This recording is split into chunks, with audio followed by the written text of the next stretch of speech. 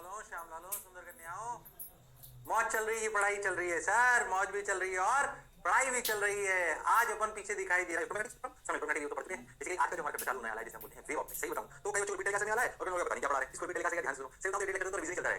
सही बताऊं इसमें आप इलेक्ट्रोमैग्नेटिक वेव थोड़ी सी पढ़ चुके हो, वो आपको बेसिक आनी चाहिए। इलेक्ट्रोमैग्नेटिक वेव क्या होती है आप याद करो तो ऑप्टिक्स में बेसिक बातें बताई थी, वो आपको आनी चाहिए। कॉम्बिनेशन ऑफ सिस्टम आपको आना चाहिए। याद करो अपने वेव साउंड वेव जो वेव पढ़ते हैं तो मैं चीज पढ़ते थे सुपरपोजिशन अपन पढ़ते थे। याद करो कंस्ट्रक्टिव इंटरफेरेंस, डिस्ट्रक्टिव इंटरफेरेंस, जितना सब थोड़ा से पढ़ाऊं भाई। अच्छे बच्चों को बीटेक कैसे लगेगा, बाकी रिवीजन होगा, बाकी पता नहीं क्या होगा, तो ध्यान देना पड़ेगा। टेंशन लो, पर भी बेसिक से उठाने का प्रयास करूंगा। क्या मेरी बात क्लियर है? पर आपको बेसिक चीज आनी चाहिए। नहीं आती तो पढ़िए। क्या फिर से सुनो constructive interference, destructive interference, superposition, interference याद भूल रहे हो? अरे हां सर, इलेक्ट्रोमैग्नेटिक वेव स्पेक्ट्रम का बेसिक पार्ट क्या होता है ये अपन जहां से स्टार्ट करने वाले हैं। याद करो मैंने आपको बताया इलेक्ट्रोमैग्नेटिक वेव जो होती है इनका स्पेक्ट्रम होता है वो ऐसे डिवाइडेड होता है। हां से डिवाइडेड तो होता है, इसमें कोई शक और संशय वाली बात नहीं है। याद करो रेडियो डालो माइक्रोवेव में लाल हो जाता है, लाल में दिखने लग जाता है, दिखने वाली रीजन जो क्या कहलाता है? Visible region. क्या कहलाता है? Visible region. अरे हां सर, वो विजिबल रीजन की स्टडी को ही क्या कहते हैं? लाइट। अरे हां याद है कि भूल गए? इलेक्ट्रोमैग्नेटिक वेव का वो वाला हिस्सा जो हमें दिखाई देता है उसे विजिबल लाइट कहते हैं। याद है कि भूल गए? याद है सर। याद करो कि क्या हुआ करती थी 3600 एंगस्ट्रॉम से 7800 एंगस्ट्रॉम के आसपास। ठीक है, वही गैलेक्सी बात है, वो अपन जानते हैं, इसमें कोई शक वाली बात नहीं है। चलो भाई याद तो हुआ करते थे। याद है भूल गए? अरे हां सर याद तो है सर, बिल्कुल अच्छे से याद है। याद है भूल गए? अरे हां सर याद तो ऐसे जैसे आते थे तो वेवलेंथ बढ़ती थी। ओ हो बात तो आपकी बिल्कुल सही है। ये बातें हम कर चुके हैं साहब। हां सर कर चुके हैं, रिवीजन चल रहा है। अच्छी बात है, बहुत बढ़िया, बहुत सुंदर, बहुत मजा आया बाबा। अब क्या करें? चलो मैं ऑफिस पढ़ने वाले थोड़ा करेक्ट करने का प्रयास कर रहा हूं। ध्यान से देखो। ओके सर बढ़िया पॉइंट सर। ओ लाइट। हां तो विजिबल रीजन का वो हिस्सा जो हमें दिखाई देता है, याद करो 360 नैनोमीटर से। अच्छा जो पॉइंट सुना है ये बता। मान लो क्या बोला गया कि basically optics is basically study of light. याद है भूल गए? अरे हां optics is basically study of optics is basically study of.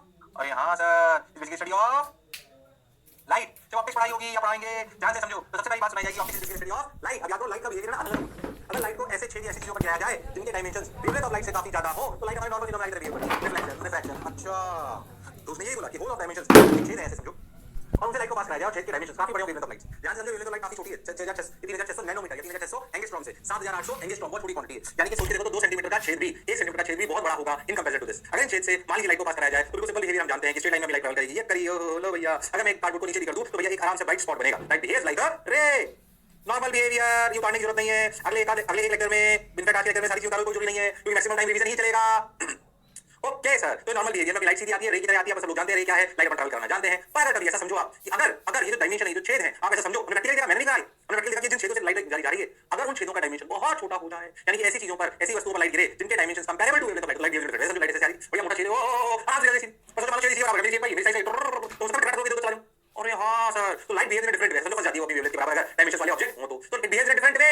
वो डिफरेंट वे ही अपन वेव ऑप्टिक्स में पढ़ने का थोड़ा प्रयास करते हैं। बहुत बेसिक तक आपके कोर्स में है, बहुत ज्यादा डिटेल में नहीं है, बट भी जहां तक है ज्यादा अपन पढ़ने का प्रयास करेंगे। ओके सर देखो अगर छेद hole dimension is comparable to light, अगर ऐसा है then light behaves in a different way. Light behaves in a different way. और ये डिफरेंट वे है यही पढ़ा जाता है किसमें? वेव ऑप्टिक्स लाइट ऐसी तो बहुत छोटे छेद की तरह जाती है, तो वेव की तरह बिहेव करने लगती है।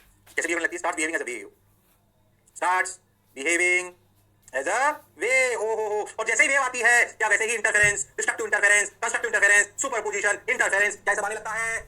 इसलिए जब लाइट ऐसे डायमेंशन से गुजरे जिनके dimensions comparable to wavelength of light हो तो बिहेव डिफरेंट वे। चेक को ऐसे नीचे करो तो ये वो इंटरफेरेंस शो करेगा। क्या शो करेगा? Shows interference, shows interference. Okay sir बात तो आपकी क्लियर है। तो लाइट बिहेव लाइक अ वेव और इस तरह की स्टडी को अपन क्या कहते हैं? वेव ऑप्टिक्स में पढ़ते हैं। इसमें पढ़ते हैं वेव ऑप्टिक्स में। बस आपको इतना लिखो, बस अभी इतना लिखो। हालांकि मैं ऑप्टिक्स में लिखा चुका हूं, बस इतना लिख लो कि optics is basically study of light. Light is that part of electromagnetic spectrum which is visible to us. ये बातें मैं पहले भी कई बार कर चुका हूं, रिवीजन करा रहा हूं इसलिए थोड़ा तेज बोल रहा हूं। ओहो light is that part of electromagnetic spectrum which is visible to us. Electromagnetic wave का वो हिस्सा जो हमें दिखाई देता है उसे हम लाइट कहते हैं। And optics is basically study of light. और ऑप्टिक्स में भी दो हिस्से, अगर लाइट रे क्या कहते हो? हां सर अगर लाइट रे इस पे ऐसे डायमेंशंस पे गिरे जिनके डायमेंशन काफी बड़े हो तो उसे पढ़ा जाता है ज्योमेट्रिकल ऑप्टिक्स में। और अगर ज्योमेट्रिकल ऑप्टिक्स में क्या करते हैं? Reflection refraction. अरे हां सर। और अगर कंपैरेबल हो तो पढ़ा जाता है वेव ऑप्टिक्स में। ये अलग बिहेवियर है। इसमें आप पढ़ोगे यंग सबसेट एक्सपेरिमेंट, वाईडीएससी, इसमें आप पढ़ोगे डायफ्रेक्शन, पोलराइजेशन, बहुत ज्यादा नहीं पर फिर भी अपन पढ़ेंगे। क्या मेरी बात क्लियर है? अरे सोच लो। चलो क्लियर है। तो optics study of the behaviour and properties of light is basically optics. Optics के अपने दो चैप्टर कौन से? ज्योमेट्रिकल ऑप्टिक्स और वेव ऑप्टिक्स। और कौन सा पढ़ा जाता है ये अपन समझ गए हैं। ये कहानी है, मैं ज्योमेट्रिकल ऑप्टिक्स पहले पढ़ाता हूं तुमको, वो वहां भी सुनाता हूं, डिपेंड करता है कि अपन कैसे कर रहे हैं। तो optics is basically study of light. Light is that part of electromagnetic spectrum which is visible to us. Electromagnetic spectrum जो कि आप इलेक्ट्रोमैग्नेटिक वेव में भी पढ़ते हो, हीट में भी पढ़ते हो, कई जगह पढ़ते हो, जब रेडिएशन पढ़ते हो तब भी उस बात को कहा जाता है 11th में। और हां सर अभी आगे ज्यादा लंबा ना करते हुए ऑप्टिक्स, ज्योमेट्रिकल ऑप्टिक्स और वेव ऑप्टिक्स इनका अंतर समझ में आया है? अरे सोच लो बेसिक अंतर क्लैरिटी होनी चाहिए। कह रहा हूं आज लेक्चर रिपीट टेलिकास्ट। तो हम कौन सा पढ़ने वाले हैं? Wave optics. तो पहले समझो ऑप्टिक्स इलेक्ट्रोमैग्नेटिक वेव का वो हिस्सा जो कि दिखाई देता है उसे लाइट कहते हैं, उसकी स्टडी ऑप्टिक्स कहते हैं। ऑप्टिक्स के दो हिस्से ज्योमेट्रिकल ऑप्टिक्स और वेव ऑप्टिक्स। ज्योमेट्रिकल ऑप्टिक्स अलग चैप्टर, वेव ऑप्टिक्स अलग चैप्टर। वेव ऑप्टिक्स कब? लाइट का बिहेवियर तब जब लाइट ऐसी चीजों पे गिरे जिसके dimensions comparable to wavelength of light हो। अरे हां सर बात तो आपकी बिल्कुल सही है सर। अब तो रिवीजन पूरा रिपीट टेलिकास्ट चलेगा। ध्यान से समझो, रिवीजन चलेगा, ध्यान से समझना। रिवीजन अगर तेज लगे, रिवीजन चलेगा। अगर रिवीजन तेज लगे इसका मतलब आपने चीजें पीछे नहीं पढ़ी, तो पढ़िए। पढ़ना आपके लिए रिवीजन ही है। जो मैं तेज पढ़ाऊंगा तब भी आपको धीरे लगेगा। अगर आपने पढ़ रखा है फिर भी अपन रिवीजन करेंगे ध्यान से समझो। अपन वेव्स में क्या क्या पढ़ते हैं? Interference, constructive interference, superposition principle, याद है भूल गए? अरे हाँ सर, जब दो वेव आती हैं याद करो, जनरल चर्चा, इंटरफेरेंस याद करो, ये जो आपको दिखाई दे रहा है एनिमेशन, पहले कुछ याद है? अरे हाँ सर, याद करो, जब अपन किसी एस पे पत्थर गिराते हैं, रिवीजन कुछ कराने की जरूरत नहीं है, ये तो पत्थर गिरा, क्या इसकी वजह से वेव जनरेट हुई, इस वेव की वजह से क्या एम्पलीट्यूड आया, मान लीजिए ये जो आपका कैन है, ये भाई साहब 4 सेंटीमीटर का एम्पलीट्यूड से ना था। ओहो ठीक है, अच्छा एक और दूसरा पत्थर अपन देखें, लो भाई दूसरा पत्थर आ जाएगा, आ जाओ भाई, आ जाओ भाई, जानते हो आप लोग, सुनो दूसरा पत्थर अपन लो, मान लो उसने जो वेव जनरेट करी है वो क्या कैरी करती है सर? एनर्जी कैरी करती है, सब हम लोग जानते हैं। मान लो कि उसका जो एम्पलीट्यूड है वो 8 सेंटीमीटर आया, कितना आया? 8। अब दोनों ने वेव जनरेट करी, एक से एम्पलीट्यूड आया 4, एक से आया 8, अलग अलग पत्थर फेंके। आप जानते हो कि अगर दोनों पत्थर एक साथ फेंक दिए जाएं तो क्या ये एम्पलीट्यूड एक साथ इस कैन को मिल जाएगा, जिसे हम कहते हैं इंटरफेरेंस, जिसे हम क्या कहते हैं? इंटरफेरेंस। लो भैया ओ दोनों पत्थर एक साथ देखा तो, ये लो भैया दोनों पत्थर ओ 1 4 1 8, तो नेट कितना हो जाएगा? अब जो ये हिलेगा ओ क्या 8 + 4 12 सेंटीमीटर का एम्पलीट्यूड से हिलेगा। अरे हां सर, इसी को क्या अपन सुपरपोजिशन कहते हैं? अरे हाँ सर, और इस तरीके के प्रोसेस को जब एक ही पार्टिकल को दो वेव मिलती हैं, अरे हाँ सर, और उनका इंडिविजुअल डिस्प्लेसमेंट चुपचाप जुड़ जाता है, यानी कि वाई जो होता है क्या वो y1 + y2 हो जाता है। इसी प्रिंसिपल को क्या सुपरपोजिशन प्रिंसिपल कहते हैं, और ऐसे दो वेव के मिलने को क्या इंटरफेरेंस कहते हैं? अरे क्या कहते हैं? इंटरफेरेंस। क्या मेरी बात क्लियर है? अरे सोच लो। हाँ सर बिल्कुल सही सर, इंटरफेरेंस कहते हैं, सबने बोला ठीक, मैंने भी बोला ठीक, ओके ठीक है सर, बहुत बढ़िया सर, शानदार सर, जबरदस्त सर, मजा आया सर, वाह वाह सर। अब क्या करें सर? आ जाओ भाई, आ गया आ गया आ गया आ गया, बहुत बढ़िया, बहुत सुंदर, बहुत मजा आया, वाह क्या करें? देखो भाई, तो y = y1 + y2 4 8 12, oh my God, ये देखो interference, source S1 source S2, याद करो यही करते थे अपन, क्या एक सोर्स से वेव निकली, दूसरे से भी वेव निकली, दोनों sources S1 S2 emit waves in all directions, S1 S2 can be sound source, light source और स्ट्रिंग वेव सोर्स, याद है कि भूल गए हो? याद करो, लाइट सोर्स वेव ऑप्टिक्स में पढ़ोगे, साउंड वेव 11 में पढ़ चुके हो, वेव ऑन स्ट्रिंग 11 में पढ़ चुके हो। तो जो वेव निकली ये जो मिलती है किसी भी एक जगह पे, उसे अपन क्या कहते हैं? कोई भी अगर दो सोर्सेस दो लाइट आ रही है सामने ऊपर, तो यहां पर जो पार्टिकल है उसको दो वेव्स मिल रही हैं, उसे हम कहते हैं इंटरफेरेंस, और उस इंटरफेरेंस के प्रिंसिपल को फॉलो कराता है सुपरपोजिशन प्रिंसिपल, कि जो इंडिविजुअल डिस्प्लेसमेंट है उसके बराबर ये होना चाहिए, समेशन, जो नेट डिस्प्लेसमेंट है, क्योंकि पार्टिकल तो एक ही। हां सर, बात बाकी सही, मतलब सब जानते हो तुम लोग, अच्छी बात। लो भैया, ऐसे वेव अपनी क्या करती है, किसी भी जगह पे क्या सेम वेवलेंथ हो, सेम फ्रीक्वेंसी हो, जीरो कांस्टेंट फेज डिफरेंस हो, तो याद करो अपन बात करते हैं कोहेरेंट सोर्सेज। अच्छा, अगर दो सोर्सेज हैं जिनकी वजह से आप जानते हो, अगर दो सोर्सेज हैं S1 S2, coherent sources difference बता रहा हूं, अगर S1 S2 की वजह से किसी भी एक जगह पर, इस जगह पर if phase difference remains constant with time, remains, if phase difference remains constant with time, then S1 S2 are, then S1 and S2 are coherent sources, याद है कि भूल गए? अरे हाँ, अभी मत बोलना सर फेज क्या होता है, याद करो जब भी कोई सोर्स लिखते हैं उसकी अगर वेव की इक्वेशन लिखी जाए तो लिखी जाती है ना a sin omega t plus kx या माइनस kx प्लस फाई। और हाँ सर, तो किसी भी x1 दूरी पर अगर अपन इसको सिस्टम माने तो लिखा जाएगा a sin omega t plus kx1 plus phi. तो क्या ये kx1 प्लस फाई इसका फेज कहलाता है, मतलब क्या फेज कांस्टेंट कहलाता है? अरे हाँ सर, याद है कि भूल गए हो? याद है सर, वेव की चर्चा है भाई साहब, वेव ऑप्टिक्स पढ़ रहे हो तो वेव आना कंपलसरी है, फिर कह रहा हूं रिवीजन करा, अगर ये बातें याद नहीं है तो पीछे पढ़िए, नहीं तो गड़बड़ हो जाएगी, पूरा चैप्टर वेव थोड़ी पढ़ सकता हूं यहां। वेव की बेसिक, वेव क्या कैरी करती थी सर? एनर्जी कैरी करती थी, याद करो वेव अपनी ऐसे ट्रैवल करती है, ये अपनी वेवलेंथ है, ओहो क्या v बराबर f लैम्डा अपन जानते हैं, क्या v is the velocity of wave, wave में क्या कैरी होता है सर? एनर्जी कैरी होती है, इसमें कोई शक और संशय वाली बात नहीं है, okay sir, got your point sir, बात समझ आई सर, अच्छा भी लगा है सर। अब क्या करें सर? करते चलें, बढ़ते चलें, देख रहे भाई, मारे भाई, ओरे भाई, if phase difference remains constant with time, then S1 S2 are coherent sources, हम जानते हैं, ये जानते हो आप लोग, थोड़ा रिवीजन के नाम पे लिखते रहो, जो तुम्हें अच्छा लगे, जो तुम्हें लगता हो कि नहीं आता हो लिखते चलो, जो आता हो उसे मत लिखो, है ना, थोड़ी रफ्तार तेज, सुनते चलें, याद करते चलें, ज्यादा याद ना आए तो फिर लिखने के बाद उस बात को पहले से रिवाइज करें, ओके? ओहो, ये हम जानते हैं कि ऐसे दो सोर्सेज होंगे, ये बातें हम कर चुके हैं, a1 sin omega t plus kx plus y1, a2 sin omega t plus kx plus y2, तो किसी भी यहाँ पे पार्टिकल को दो सिस्टम मिलेंगे, one is a1 sin omega t plus kx1 plus y1, okay, इसकी वजह से a2 sin omega T plus kx2 plus y2, इसको दो सिस्टम मिलेंगे, इन दोनों का सिस्टम को जोड़ेंगे तो कॉम्बिनेशन ऑफ सिस्टम जो सिस्टम में पढ़ते हैं उस कहानी का रिपीट टेलीकास्ट हो जाएगा, तो जिसका बायनेट होगा क्या वो a1 sin omega T kx1 plus y1। Revision चला, चैप्टर तो चालू नहीं हो, चैप्टर तो बहुत बाद में चालू होगा, रिवीजन नहीं चलेगा। अरे हाँ सर, अब ध्यान दो, ये दो सिस्टम आ गए, और ध्यान दो इनके बीच में डेल्टा फाई आया, डेल्टा फाई क्या आया? kx2 minus x1 plus y2 minus y1, phase difference. अरे हाँ सर, अरे आपको ऐसे सिस्टम जब जोड़ते हैं तो क्या दो सिस्टम जब जोड़ते हैं तो क्या जनरली सिस्टम आता है? अरे हाँ सर, याद देखो जनरली ये जीरो होता है, याद है भूल गए? जनरली ये जीरो होता है, याद है कि भूल गए? अरे हाँ, तो जो path difference, phase difference create होता है, k को लिखते हैं 2 pi by lambda x2 minus x1 क्या है? ये है पाथ डिफरेंस। अरे हाँ सर, तो डेल्टा फाई क्या लिखा जाता है? 2 pi by lambda delta x। कब? जब इनिशियल फेज डिफरेंस वाला फाई जीरो, वो हो तो भी अपन कर सकते हैं, बट ये basic one. So that is how delta x is what? Path difference. So path difference is related to phase difference, and phase difference plays an important role to calculate a net, and a net plays a very important role in calculation of intensity. याद है intensity directly proportional to a square, और यहाँ याद है 2y square a square f square, तो ये याद है कि भूल गए हो? Intensity directly proportional to a square, और खेल तो पूरा इंटेंसिटी का ही है, चाहे लाइट हो चाहे साउंड हो, खेल तो पूरा इंटेंसिटी का ही है, बोलो है कि नहीं है? हाँ सर, बात तो आपकी बिल्कुल सही है, जोरदार है, मजेदार है, शानदार है, जबरदस्त है, वाह वाह, हो। अब क्या करें? चलो चलते चलो, देखो भाई आ गया बाय 1 अकॉर्डिंग टू सुपरपोजिशन, हम जानते हैं ये कहानी तो हमने सुनाई। और हाँ सब रिवीजन है, फिर क्या रिवीजन नहीं चलेगा? अरे बोलो भाई क्लियर है क्या? हाँ सर बिल्कुल क्लियर है सर, अच्छा लग रहा है, शानदार सर, जबरदस्त सर, आ जाओ भाई, ठीक से बढ़िया लग रहा है, आप क्या करें? आगे बढ़ो, देखो आगे बढ़ो, लो भैया ये हो गया है ना। अब देखो, तो a1 sin omega t plus a2 sin omega t plus phi अपन ने बोला कॉम्बिनेशन ऑफ सिस्टम, आप जानते हो उनको कैसे जोड़ते हैं, याद करो उनको जोड़ने की शॉर्टकट क्या थी? a1 a2 को कैसे जोड़ते हैं? वेक्टर की तरह, याद ही भूल गए हो? अरे हाँ सर, a1 a2 वेक्टर की तरह जोड़ते हैं, जो रिजल्टेंट आता है a net, यानी कि a2 a1 plus a2 plus 2 a1 a2 cos phi। और हाँ सर, और ध्यान से देखो इनको वेक्टर की तरह जोड़ते हैं, ये tan alpha a2 sin और y net होता है, ये a net sin omega t plus alpha, ये प्योर रिवीजन है, ये याद करो। रिवीजन है, याद आ रहा है कि आपको स्लाइड पे लिखा हुआ है। तो एसएचएम को जब जोड़ते हैं पूरी मैथ भी बताई जाती है, तो एसएचएम को जब जोड़ते हैं तो एक फाइनली भी एसएचएम आता है, जो नया एसएचएम आता है उसका A net 10 √a1 square plus a2 square plus 2a1 a2 cos phi, where cos phi is the angle phase difference, बिल्कुल सही। Angle alpha tan alpha equal to a2 sin phi, basically vector addition होता है। SHM vector नहीं, मतलब वो SHM vector नहीं, it's a short trick. हां ऐसे करते थे, याद है भूल गए, याद है भूल गए हो, पूरा कॉम्बिनेशन ऑफ एसएचएम में आखिरी में पूरी कहानी सुनाई जाती है। हां सर सुनाई जाती है ढंग से, वेव में भी सुनाई जाती है, साउंड वेव में भी सुनाई जाती है, फिर वेव ऑप्टिक्स में आ गई है, आप ऑल्टरनेटिंग करंट में भी सुनाई गई थी। अरे हां सर, बात तो आपकी बिल्कुल सही है, जोरदार है, मजेदार है, शानदार है, जबरदस्त। लो भैया ऐसा सवाल कराता हूं, तुम जानते हो वैसे कि 4 sin ओमेगा t + 30 एक एसएचएम ये है और 3 sin ओमेगा t + 120 एक एसएचएम ये है। याद करो मैंने इसमें एसएचएम जोड़ने की कंडीशंस भी लिखाई थी, दोनों टर्म साइन में होनी चाहिए, बीच में प्लस होना चाहिए। a1 वो होता है जिसका फेस छोटा होता है। अरे हां अब ध्यान से मैं आपको करके बताता हूं, एक ही कराऊंगा, पहले प्रयास बहुत सारे सब रिवीजन करा रहा हूं। ध्यान दो, तो ये तो a1 बन गया क्योंकि इसका फेस छोटा है, ये a2 बन गया, बिल्कुल सही। देखो इनके बीच एंगल कितना है, omega t + 120 minus omega t + 30, तो भाई साहब डेल्टा फाई आ गया 90 डिग्री। अरे हां सर, तो देखो ये 4 ये 3, अरे हां सर, और इन दोनों का 90 डिग्री का है ना। अरे हां सर, रिजल्ट कितना हो गया 5, बिल्कुल सही। ये एंगल कितना हो गया 37 डिग्री। ओ माय गॉड, तो वैसे तो डायरेक्ट लिखा है 5 sin ओमेगा t + 37। बोलो सही है गलत है? अरे सही है गलत है? ये गलत है। याद करो क्या लिखते थे, 5 sin फेज ऑफ a1। अरे a1 से 37 डिग्री ज्यादा है। हाँ ए नेट किससे 37 डिग्री ज्यादा है? a1 से। ओ हो। तो 5 sin omega T phase of a1, a1 से 37 ज्यादा है ना, तो पहले फेज ऑफ a1 लिखो ओमेगा t + 30, उसमें 37 जोड़ो। अरे हाँ सर, याद करो 3-4 सवाल ऐसे कराए, इसलिए बोला था कॉम्बिनेशन ऑफ एसएचएम। जब किसी पार्टिकल को दो एसएचएम मिलते हैं, एसएचएम दो वेव की वजह से मिल सकते हैं, तो उनको जोड़ने का तरीका ऐसा होता है। और ये अपने को आना चाहिए, इंपॉर्टेंट पॉइंट पे से एक बार लिखा दूंगा, बेसिक बातें अपने को आनी चाहिए, वरना गड़बड़ कर दोगे। क्या मेरी बात क्लियर है? हां सर, बिल्कुल क्लियर है सर, अच्छा लग रहा है सर, बढ़िया लग रहा है सर, शानदार लग रहा है। लो भैया, तो 5 sin ओमेगा t + 67, बोलो समझ आया क्या? अरे सोच लो सर। हाँ सर, बिल्कुल सही लग रहा है सर, बढ़िया लग रहा है सर, शानदार सर, जबरदस्त सर। अरे पक्की बात? अरे सोच लो, ये सर अच्छा लग रहा है सर, बढ़िया सर। आगे देखो, तो वही मैं आपको चर्चा कॉम्बिनेशन ऑफ एसएचएम की इंपॉर्टेंट पॉइंट याद है, भूल गए। दोनों टर्म साइन में होगी, सब पूरा रिवीजन है। दोनों टर्म साइन में होनी चाहिए, दोनों साइन टर्म्स का ओमेगा टी वाला पार्ट पॉजिटिव होना चाहिए, क्योंकि ओमेगा टी पॉजिटिव नहीं होगा तो कटेगा नहीं। दोनों साइन टर्म्स के बीच में यानी कि यहां पे पॉजिटिव होना चाहिए। If above parts are satisfied, तो a1 वह होगा जिसका फाई छोटा होगा। ये सब लिखा चुका हूं पहले, कॉम्बिनेशन ऑफ एसएचएम याद है कि भूल गए हो? अरे हां सर, तभी कहानी अपनी आई थी, बिल्कुल क्लियर। अरे सोच लो, ओ तो अपने पूरी कहानी रिवीजन था, जो पूरा लिखा मैंने। ये रिवीजन अगेन,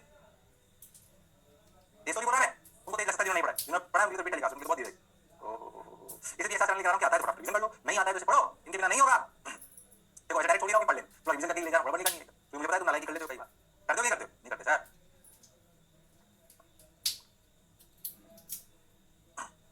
दोनों टर्म साइन में होना चाहिए, दोनों साइड टर्म्स का ओमेगा टी वाला पार्ट पॉजिटिव होना चाहिए, दोनों साइड टर्म्स के बीच में पॉजिटिव। जब बेसिकली जब आप जोड़ते हो, a1 वह होता है जिसका फेस छोटा होता है, a2 जिसका फेस बड़ा होता है, ये अपन जानते हैं।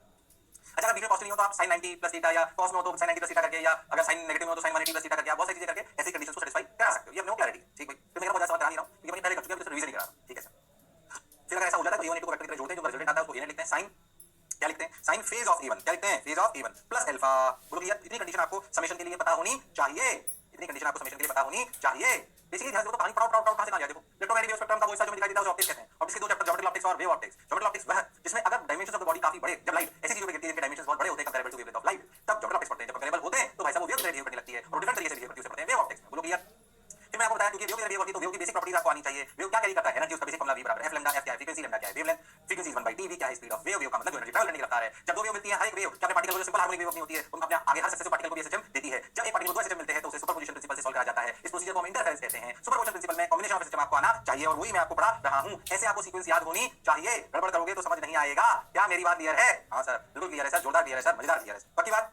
अरे सोच लो, अच्छा लग रहा है सर, बहुत बढ़िया सर। तो ये S1 और S2, और ये अपन जानते हैं कि अपने इंटरफेरेंस में करना क्या था, आपको जोड़ना था। ये देखो ये अपन कर चुके अकॉर्डिंग टू सुपरपोजिशन प्रिंसिपल, ये बातें अपन लिख चुके हैं। जब इनको जोड़ेंगे तो a1 a2 को वेक्टर की तरह जोड़ेंगे, 2 pi by lambda delta x plus phi 2 minus 1 लिख चुका हूं मैं। phi 2 minus phi 1 is the initial phase difference between waves and delta x is the path difference between the waves। Generally यह 0 होता है, जनरली यह 0 होता है। इसलिए जो भी फेज डिफरेंस क्रिएट होता है वेव्स में, वो क्या पाथ डिफरेंस की वजह से क्रिएट माना जाता है। ओ माय गॉड, हां सर, बात तो आपकी बिल्कुल सही है सर, जोरदार है सर, मजेदार है सर, बोलो क्लियर? अरे सोच लो, हां सर, पक्की बात? चलो तो इनको जोड़ा जाता है और ऐसे लिखा जाता है। ये रहा भैया, a net √v1 square plus a2 square plus 2a1 a2 cos delta भाई, ये लिख चुका 2-3 बार वही आ रहा है, कहानी वही अभी लिख चुके हैं अपनी। हां सर, समझ आ रहा है? ओके, बोलो क्लियर?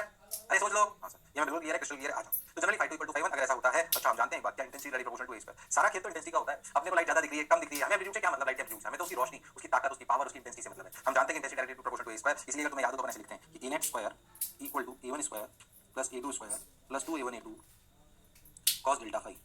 अब ध्यान से देखो, तो आप ऐसा लिख सकते हो कि a नेट स्क्वायर को क्या लिख सकते हैं, some constant k into i net, इसको क्या लिख सकते हैं, k into i1, इसको क्या लिख सकते हैं, k into i2, इसको क्या लिख सकते हैं, a1 2 √k√i1। ओके, ध्यान से देखो, तो इसको ऐसे लिख सकते हैं 2k √i1 i2 cos delta phi. k ने k को मार दिया तो i नेट इंटेंसिटी का फॉर्मूला भी ऐसे ही जोड़ दिया जाता है cos डेल्टा फाई से, 2 √i1 i2 cos delta phi. ओ सब पुरानी बात है। अरे हाँ सर, मेन की साउंड वेव हो चाहे वेव ऑप्टिक्स हो, खेल तो इंटेंसिटी का ही होगा। अरे होगा कि नहीं होगा? हाँ सर, खेल तो इंटेंसिटी का ही होगा, इसमें कोई शक और संशय वाली बात नहीं है। ओके सर, तो i net equal to i1 plus i2 plus 2 root i1 i2 cos phi cos delta phi and delta phi is related to what? delta phi is related to path difference। ओ अब तुम जानते हो कि अगर i1 बराबर i2 बराबर i हो तो फॉर्मूला क्या हो जाता है? याद करो, i net equal to सोचो ये हो जाएगा 2i बाहर कॉमन आ जाएगा 1 plus cos delta phi। O 1 plus cos delta phi is 2 cos square delta phi by 2, यानी कि ध्यान से देखो तो 4i cos square delta phi by 2 where delta phi by 2 can be written as pi delta x by lambda। अरे हाँ,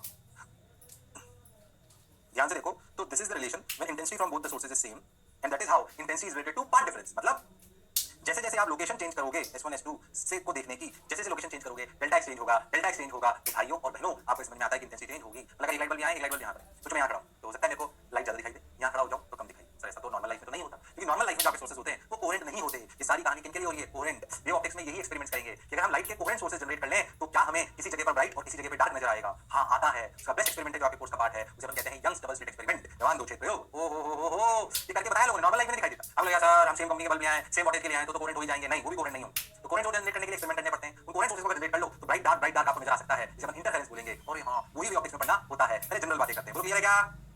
फिर क्या रिपीट चल रहा है आज तो बस बोलो क्लियर है क्या यहां तक? अरे पक्की बात? हां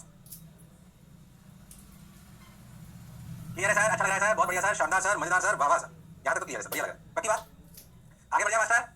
अरे सोच लो। हां सर बढ़ जाओ, बिल्कुल बढ़ जाओ। फिर क्या एक डेढ़ लेक्चर तो ना बेसिक बेस ही बनता रहेगा, ये पता पड़ता रहेगा कि क्या पढ़ना था क्या नहीं पढ़ना था, क्या पढ़ना था, कहां से रिवीजन होना चाहिए, इसे ध्यान देना। चलिए भाई अच्छी बात है, बहुत बढ़िया, बहुत सुंदर, बहुत मजा आया, वाह। तो 4i cos square pi delta x by lambda समझ में आता है, हम पहले भी कर चुके हैं, हमें क्लैरिटी है बात। ओ हां सर लो भैया i1 i2 को वेक्टर की तरह जोड़ते हैं। ओ तो i net लाते हैं, तो i net का फॉर्मूला ये आता है i1 square plus i2 square plus 2 root i1 i2। पूरा क्लियर है? अरे सोच लो। हां सर ये क्लियर है। तो बेसिकली आप रूट i1 i2 को वेक्टर की तरह जोड़ो, किसको? Root i1 i2। तो अगर आप रूट i1 i2 को वेक्टर की तरह जोड़ोगे तो जो आपको दिखाई देगा, अगर आप इस इक्वेशन से समझने का प्रयास करो तो आप देखो आपने इसको कैसे लिखा, रूट i net का होल स्क्वायर, कंफ्यूज मत होना, i1 रूट i1 का होल स्क्वायर, समझने के लिए बता रहा हूं, रूट i2 का whole square plus 2 root i1 i2 cos delta phi। मतलब आप ऐसा समझ सकते हो कि आपको किसको वेक्टर की तरह जोड़ना है? रूट i1 i2, जैसे root i1 i2 root i1 i2 vector की तरह जोड़ो तो रूट i net निकल आएगा। मतलब a net को जोड़ने की बजाय या तो a net निकाल कर आप i net को प्रेडिक्ट कर लो, या आप ऐसा भी समझ सकते हो कि अगर मुझे दो वेव दे रखी है जिनकी इंटेंसिटी i1 और i2 है तो उनके रूट को वेक्टर की तरह जोड़ लो, उनके रूट को वेक्टर की तरह जोड़ लो, आपको कहानी आती हुई नजर आ जाए। बोलो क्लियर है क्या? अरे सोच लो। बात तो सर आपकी बिल्कुल सही है सर, जोरदार है सर, मजेदार है सर, शानदार है। चलो भाई अगर i net और ये बराबर हो तो क्या होगा? देखो 4i cos delta phi by 2 जो मैंने अभी लिखा था वही बताया था ना, ये बराबर हो जाए तो क्या होगा? हाँ डायरेक्ट रिलेशन आता है ऐसे। अब देखो कंस्ट्रक्टिव इंटरफेरेंस, क्या चीज? Constructive interference. कंस्ट्रक्टिव इंटरफेरेंस का मतलब i net मैक्स हो जाए। कंस्ट्रक्टिव इंटरफेरेंस का मतलब i net मैक्स, मैक्सिमम कब होगा? मतलब हम ऐसी जगह पर हों जहां पर i net मैक्स हो जाए। i1 i2 तो अगर सोर्सेस फिक्स है तो i1 i2 तो फिक्स है, तो जो i net है वो मैक्स हो जाए, वो मैक्स कब होगा? जब cos डेल्टा phi क्या हो जाए? 1। cos डेल्टा phi 1 होने का क्या मतलब है? ध्यान से समझो, cos डेल्टा phi 1 ओ यानी कि डेल्टा phi 0 2 pi। अरे हां सर मतलब डेल्टा phi की वैल्यू सब पता कर चुके हो आप, 2 n pi। अरे हां तो डेल्टा phi की वैल्यू है कि नहीं? 2 pi by lambda into delta x का phi 2 minus phi 1 0 ले लिया है, 2 n pi, इसने इसको मार दिया तो डेल्टा x की वैल्यू क्या आई? n lambda, यानी कि जब पार्ट डिफरेंस होगा n lambda यानी कि 0 lambda 2 lambda 3 lambda, तो क्या कंस्ट्रक्टिव इंटरफेरेंस होगा? अरे हां सर बात तो आपकी बिल्कुल सही है सर, जोरदार है सर, मजेदार है सर, सही आ रहा है सर, बढ़िया लग रहा है सर, शानदार सर, मजेदार सर। अब देखो इंटेंसिटी क्या थी, ध्यान से देखो, अगर ये 1 हो जाए तो i max, अगर ये 1 हो जाए सोच रहे हो cos डेल्टा phi 1 तो root i1 plus root i2 का होल स्क्वायर, तो रूट i1 का स्क्वायर प्लस रूट i2 का square plus 2 root i1 i2 बच गया सर। तो बताइए क्या बच गया? Root i1 plus root i2 का होल स्क्वायर। अरे हां सर i max क्या बच गया? Root i1 plus root i2 का होल स्क्वायर। अगर i1 i2 बराबर हो तो क्या i max, अगर i1 i2 बराबर हो फिर क्या रिपीट निकाल, क्या i max 4i हो जाएगा? हां सर क्या हो जाएगा? 4i। हां सर बात तो आपकी बिल्कुल सही है सर, जोरदार है सर, मजेदार है सर, शानदार है सर, जबरदस्त है सर। बोलो यार अरे पक्की बात? क्लियर है सर, अच्छा लग रहा है सर, बढ़िया लग रहा है सर, शानदार। अब क्या करें? ओहो कंस्ट्रक्टिव इंटरफेरेंस हो गया, ये हो गया, ये हो गया, अच्छी बात, बढ़िया। अब क्या करें? अरे बोलो भाई। हाँ ये बात समझ आ गई sir, i max equal to 4 है। अच्छा ठीक, ये कंस्ट्रक्टिव इंटरफेरेंस है। कंस्ट्रक्टिव इंटरफेरेंस के दौरान intensity root i1 plus root i2 का होल स्क्वायर जाती है, मैक्सिमम से ज्यादा नहीं हो सकती, और हम जानते हैं सतत होता है जब पार्ट डिफरेंस 0 लैम्डा 2 लैम्डा, ये याद रखना सब काम आएगा यहाँ। हालांकि हम पहले सब पढ़ चुके हैं, फिर पढ़ेंगे दोबारा, सब पढ़ा चुका हूं आपको, रिपीट टेलीकास्ट कर रहा हूं, बोल हो गया पढ़ रहा हूं। cos delta phi equal to -1 destructive interference, यानी कि i net मिनिमम, अरे यस और नो, मतलब इस जगह पे हमें मिनिमम इंटेंसिटी मिलेगी, क्या मिलेगी?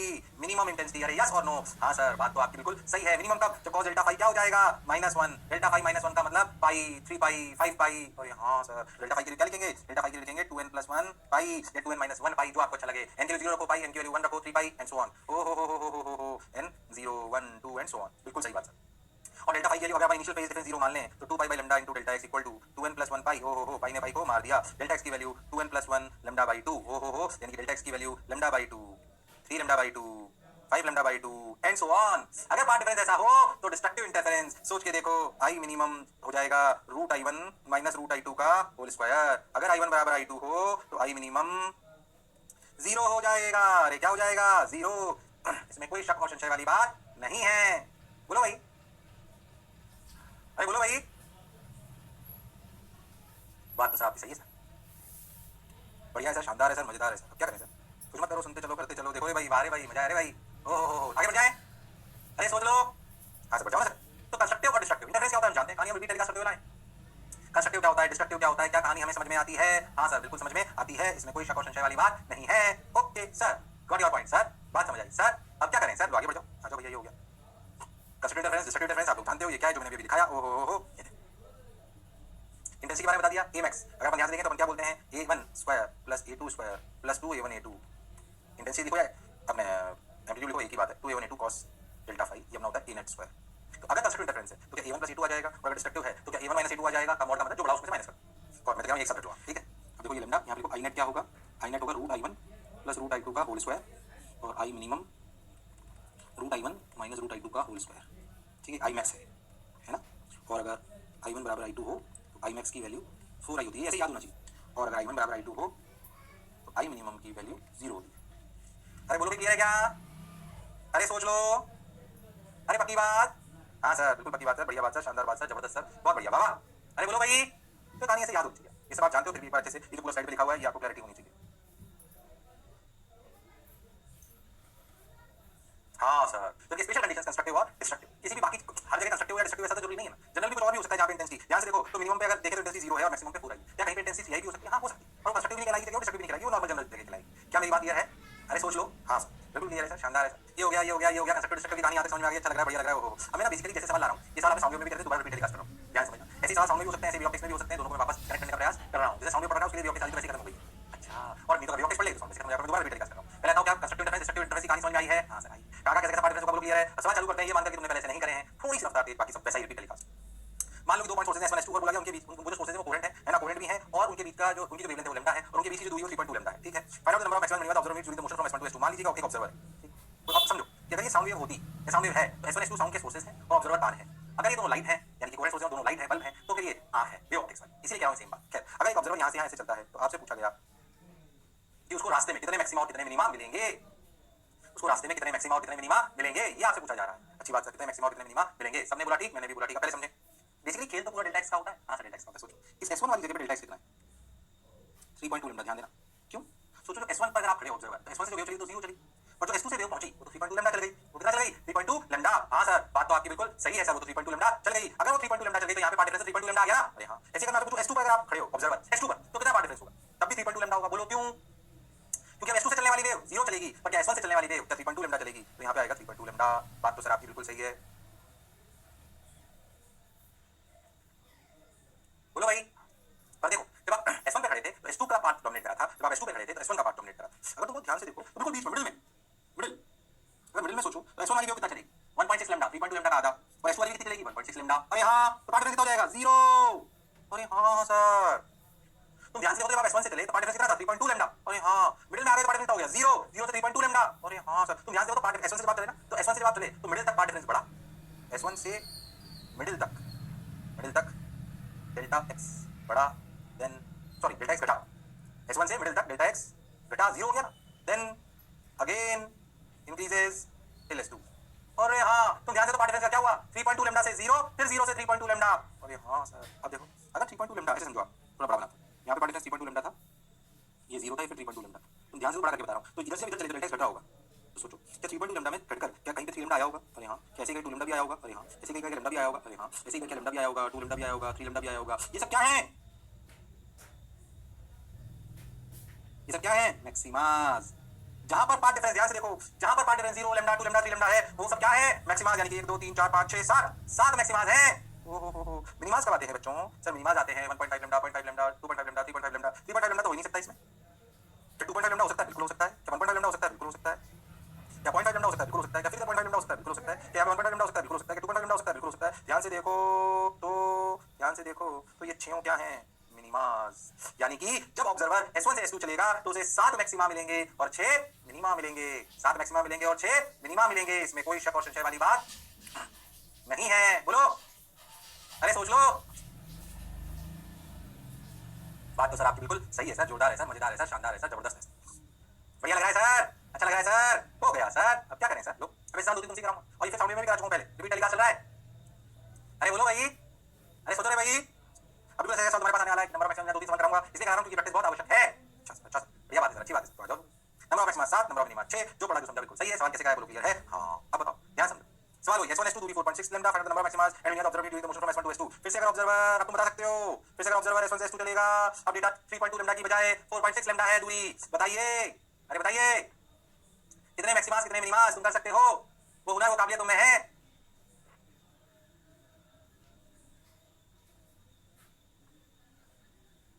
अरे बोलो भाई, अरे सोचो रे भाई। अच्छा हाँ कर सकते हैं, ध्यान दो। S1 का डिफरेंस कितना है?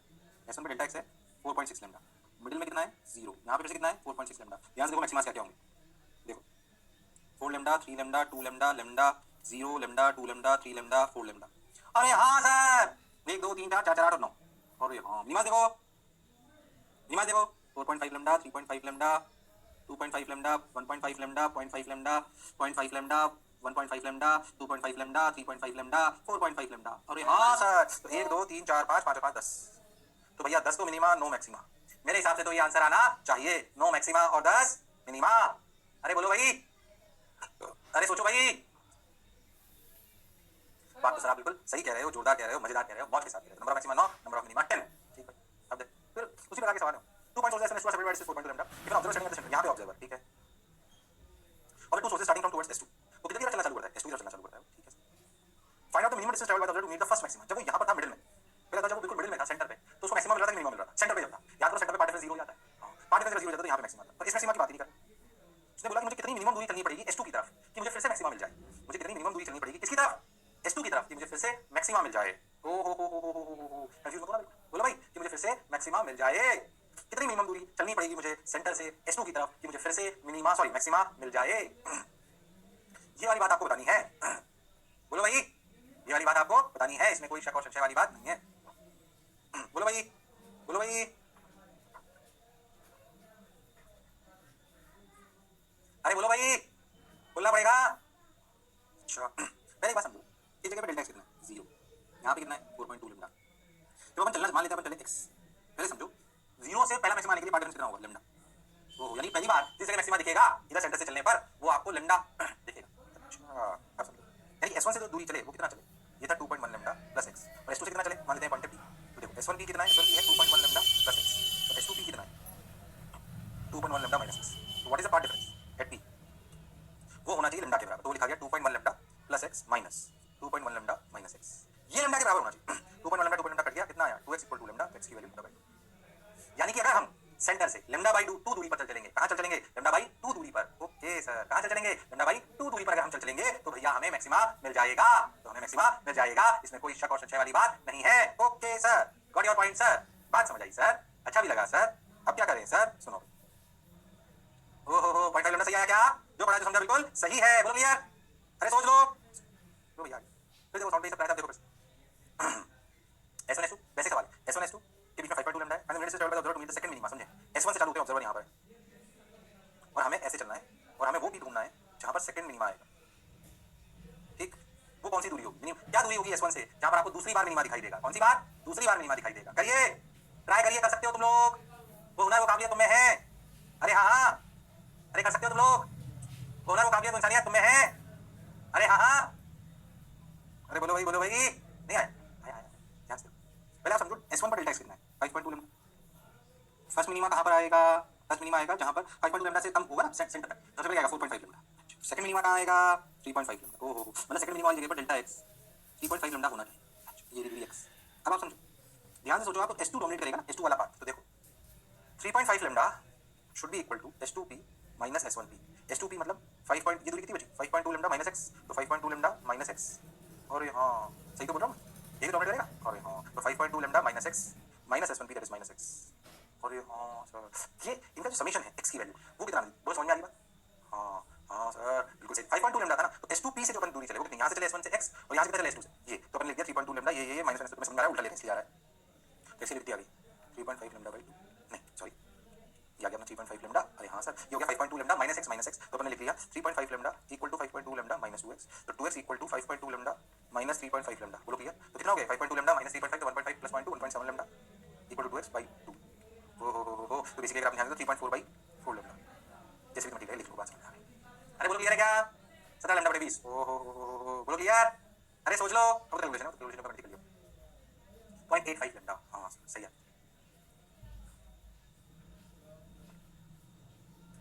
अच्छा लग रहा है सर, सही लग रहा है सर, बोलो क्लियर है क्या, अरे पक्की बात, वैसे नहीं आ गई 0.85 लेमडा, इससे सवाल आते हैं, फिर क्या साउंड में भी आते हैं, फिर ऑप्टिक्स में भी आते हैं, सब जगह आते हैं, रिपीट टेलीकास्ट चल रहा है, ठीक है, अब पहले क्या करें 5.2 लो, एक और कर दो, बहुत सारे कर दिया, ठीक है, चलो कर लो 2 point light sources S1 separated by distance 4.6 lambda, even observer starts moving from S1 towards S2, यहां से चलना चालू करे ऑब्जर्वर, चलो वैसे ही सवाल है बिल्कुल, गड़बड़ मत करना, ऑब्जर्वर चलना चालू करे इधर से S1 S2 find the minimum distance travelled by the observer to meet the second time maxima, second time maxima कहां मिलेगा वो बताना है, अगर S1 से चालू होंगे, गड़बड़ नहीं करनी है, अरे बोलो भाई, अरे सोचो भाई, अरे शर्मा मत भाई, अच्छा सर बिल्कुल नहीं शर्माएंगे सर, क्यों शर्माएंगे सर, बोलो क्लियर है, अरे सोच लो, हाँ सर क्लियर तो है, करो तो फिर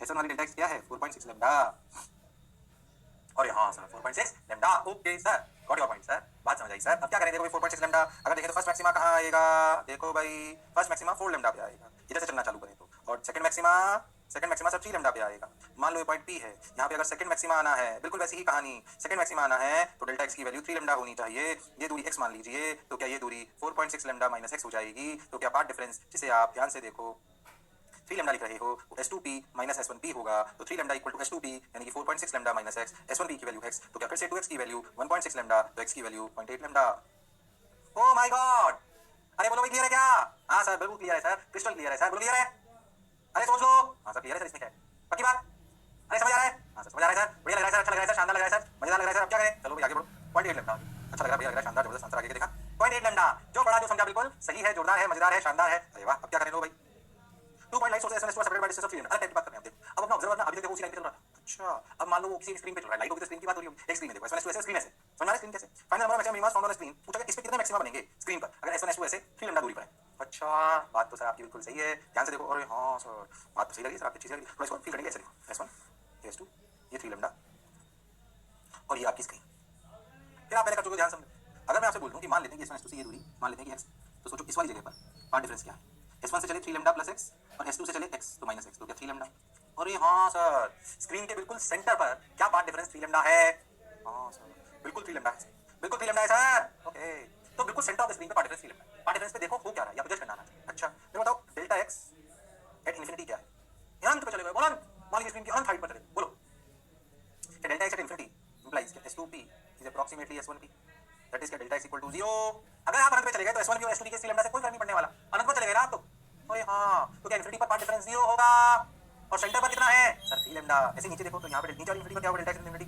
minus infinity again equal to 0, तो सोचो सेंटर पे 3 लेमडा, ऊपर भी 0 नीचे भी 0, आपको नहीं लगता कि बीच में 3 लेमडा आएगा, सॉरी 3 लेमडा तो आ चुका, बीच में 2 लेमडा लेमडा ऐसे इधर भी 2 लेमडा इधर लेमडा, अरे हाँ सर तुम यहाँ से देखो, तो अगर मैं स्क्रीन में अनंत से अनंत जोड़ूं तो देखो अनंत पर मैक्सिमम 0 लेमडा 2 लेमडा 3 ऊपर 3 नीचे 1 बीच में, मैक्सिमास कितने हुए, मैक्सिमास कितने हुए सर, मैक्सिमास 3 ऊपर 3 नीचे और 1 7 यानी कि ऐसे लिख सकते हो 2 into 3 प्लस 1 यानी कि 7, ओह बात तो सर आपकी बिल्कुल सही है, जोरदार है, मजेदार है, शानदार है, जबरदस्त है, ओह बोलो क्लियर, अरे सोच लो, ऐसे ही अगर मैं आपसे बोलूं मिनिमास, देखो आपको मिनिमास की कहानी फिर समझ आएगी, देखिए मिनिमास क्या होंगे, देखो ये 3 लेमडा है ना, तो जाहिर सी बात है यहाँ पे 3 और 2 लेमडा के बीच में 2.5 लेमडा आएगा, यहाँ 1.5 लेमडा आएगा, यहाँ 0.5 लेमडा आएगा, फिर यहाँ पे 2.5 लेमडा आएगा, यहाँ पे 1.5 लेमडा आएगा, यहाँ पे 0.5 लेमडा आएगा, कितने दिख रहे हैं मिनिमा 6, मिनिमास हो गए 6 और मैक्सिमास कितने 7, अरे हाँ सर बात तो आपकी बिल्कुल सही है सर, जोरदार है सर, मजेदार है सर, जबरदस्त है सर, ठीक है भाई बहुत बढ़िया, बहुत सुंदर, बहुत मजा आया, अब क्या करें आगे बढ़ो, बढ़ते चलो, देखो भाई वाह भाई 7 और 6 ठीक भाई समझ आ गया, मैक्सिमा है 7 मिनिमा है 6, फिर कह रहा हूँ उनके लिए टेलीकास्ट है जिन्होंने साउंड में ध्यान दिया था, सही है सर, बढ़िया है सर, जोरदार है सर, ओहो मान लो अब मैं S1 S2 के पीछे दूरी 4.2 लेमडा ले लूं, तो बताओ स्क्रीन पे कितना मैक्सिमा कितना मिनिमा बताओ, अगर मैं 3 लेमडा की बजाय 4.2 लेमडा लूंगा, बताओ तुम लोग कितने मैक्सिमा कितने मिनिमा कर सकते हो तुम लोग, तो हुनर वो काबिलियत तुम्हें है, अरे बता दो कितने मैक्सिमास कितने मिनिमास, अरे बोलो भाई ध्यान से देखो, इस वाली जगह पे डेल्टा x की वैल्यू है 4.2 लेमडा, अनंत पे 0 है, यहाँ भी 0 है, 4 lambda 3 lambda 2 lambda lambda 4 lambda 3 lambda 2 lambda lambda, तो मैक्सिमास कितने हुए देखिए 1 2 3 4 5 1 2 3 4 5 ओहो 10 हो गए सर ये तो बीच वाला मैक्सिमा नहीं हुआ इस बार 4.2 लैम्डा है इतना है 4.2 लैम्डा तो भैया ऊपर आ गए 5 नीचे भी आ गए 5 याद रखना हमने इनफाइनाइट वाले काउंट करे हैं तो मैक्सिमा हो गए 10 अच्छा मिनिमास बताओ भाई 4.2 लैम्डा है ना तो 4 लैम्डा पे तो नहीं आ गए 3.5 लैम्डा अरे हाँ सर ये 2.5 लैम्डा ये 1.5 लैम्डा ये 0.5 लैम्डा इधर फिर से 3.5 लैम्डा 2.5 लैम्डा 1.5 लैम्डा 0.5 लैम्डा 4 ऊपर 4 नीचे मिनिमास कितने आए सर 8 बोलो क्लियर है क्या अरे सोच लो हाँ सर बिल्कुल क्लियर है सर जोरदार है सर मजेदार है सर शानदार है सर बोलो पक्का तो आ गया ऐसे मैक्सिमास और मिनिमास आपको लिखने आने चाहिए गड़बड़ करने की जरूरत नहीं है ओके सर समझ आ रहा है सर अच्छा लग रहा है सर बढ़िया लग रहा है लो भैया मैक्सिमास कितने 10 मिनिमास कितने 8 ओहो अब ये सवाल आ सकते हैं बहुत 3.6 लैम्डा ले लो ये होमवर्क कर लो होमवर्क और आंसर बता रहा हूँ और खुद करना है मास्टर नहीं बताएगा मैक्सिमा 8 मिनिमा 8 खुद करो खुद करो ये सब पहले अपन कर चुके हैं बोलो कर सकते हैं नहीं कर सकते कर सकते हैं आज का पूरा रिपीट तरीका